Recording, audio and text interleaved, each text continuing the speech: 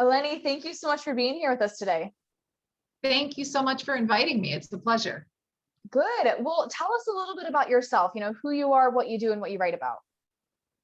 Well, I am Eleni Anastos. I'm a business strategist and prosperity coach, and I am blessed to work with entrepreneurs and executives. And it's very gratifying to help them create the income and the impact and the lifestyle they desire. And I started this business several years ago after a very traumatic event, which was the catalyst for my book, My Reinvented Life, Finding Purpose in the Pain. And that has drawn me into starting my own business and helping others move forward, regardless of age or circumstance.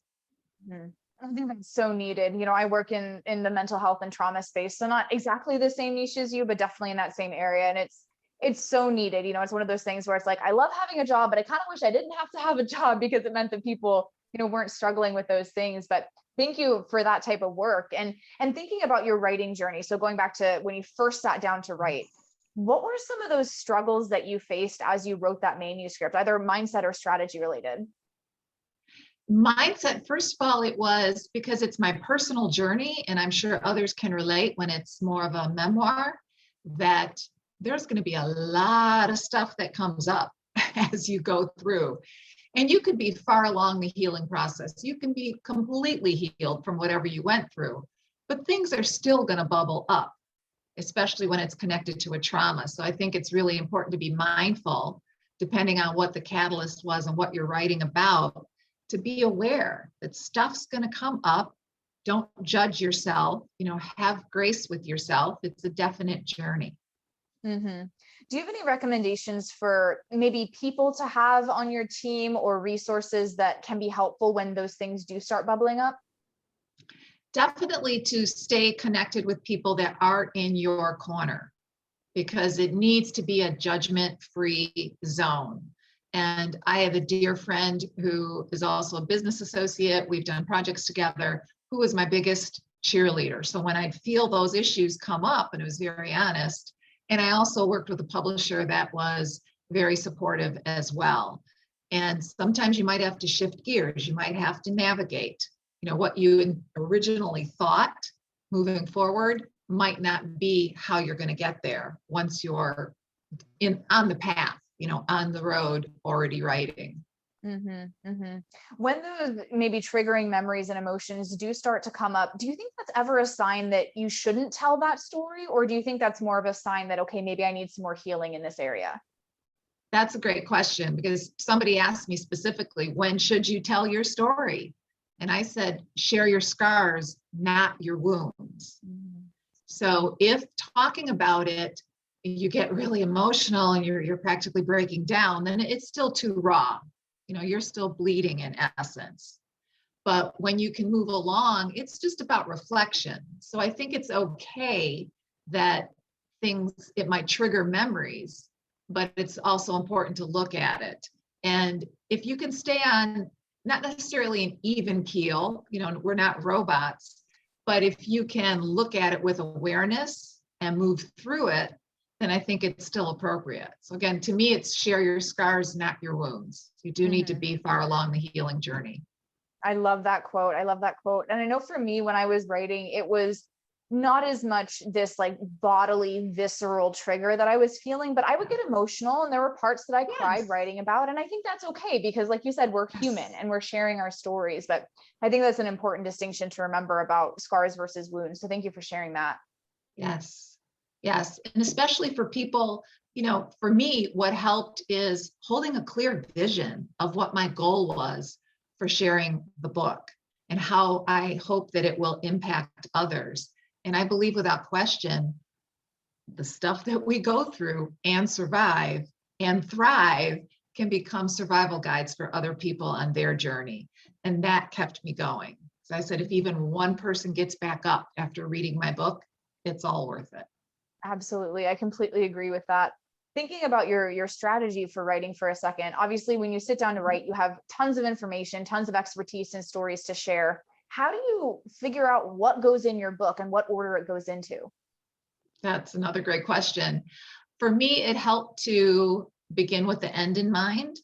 And I had mapped out the skeleton of specific content that I wanted to make sure I touched on. So I had created all my chapter titles and my mission for each one. And then I reverse engineered, what life story or what can I draw on from my personal experience that would help exemplify, whether it's about boundaries or worthiness or timelessness. So I had to map it out first. What are the important topics that I want to make sure the reader gets exposed to, and then reverse engineer to fill it in. No, that makes total sense.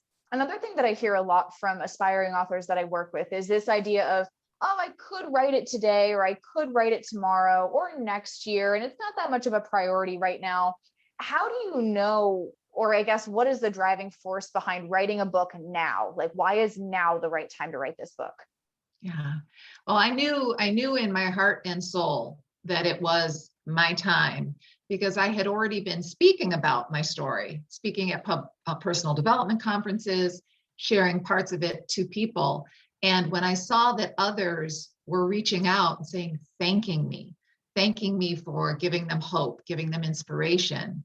And again, I knew that I had done a lot of work on the healing, and it was sharing my scars, not my wounds. So I made it a priority. I literally calendared in time and set boundaries, because it's easy to put your personal stuff on the back burner, especially these last 18 months. And I wrote my book last year, so it was like nose to the grindstone. This is my time to share. You mentioned those boundaries. Can you give some examples of what those looks like for you? Yeah.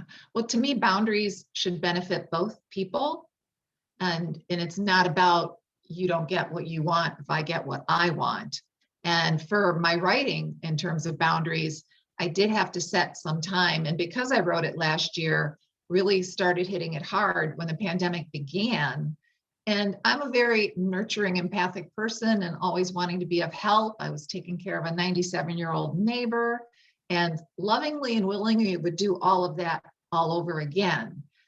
But I also started realizing, a friend said, hey, how's the book going? And I went, holy crap. It had been a month since I looked at it, because I was responding to everybody else's needs. So I had to get to the point where, if it was not an emergency on their part, that I needed to stop putting myself on the back burner and my project on the back burner. So having to set those boundaries with friends. Of course, I'm always going to be there for you. But if it's, hey, I just need this, it's not an urgent need or a crisis, I had to set the boundaries to stop putting myself back and to keep moving forward with my project. That's a really important distinction to remember. Now, most of the people that are going to be watching this video, they are first-time authors, nonfiction authors. They've never written a book before. What parting advice could you give them that maybe we haven't covered already that could make their writing process a little bit easier? To truly have grace with yourself, because to me, especially if it's a personal story, you might write 5 or 6 hours one day because you're so into it. And then you might not pick it up for a week. But truly always make sure it's in your calendar to look at. But don't force yourself, because when you're trying to, no, I've got to write 500 words a day, it might not come from an authentic, heartfelt place. So definitely put it in the calendar so it's top of mind. It's a priority, but be flexible within that structure. Absolutely. Eleni, this has been awesome. Thank you so much for sharing all this with us today. Thank you so much for having me.